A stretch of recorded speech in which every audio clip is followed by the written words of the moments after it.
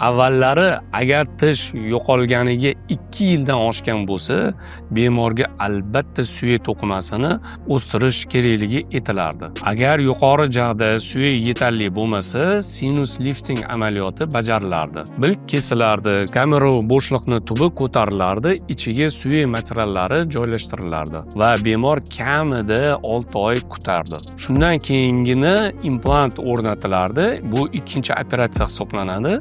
Implant qo'yilib, yana 3-4 oy poylanardi. Shu bilan tishsizlikni implant bilan bartaraf qilish 1 yilgacha cho'zilardi. Hozir esa zamonaviy usullar tufayli ko'plab holatlarda suya plastinkasiz va sinus liftingsiz ham implant o'rnatish mumkin. Implantlar maxsus burchak ostida qo'yiladi. Bu qo'yilishi transsinusoal, zigomatik yoki bo'lmasam pterygoid usulda o'rnatiladi. Bu implantlar suya o'stirmasdan qo'yiladi. Eng muhimi, ko'p holatlarda implant qo'yilgan kundayoq bemorga biza vaqtinchalik tish konstruksiyasi o'rnatiladi. Ya'ni vaqtinchalik koronkalarni qo'yib beramiz.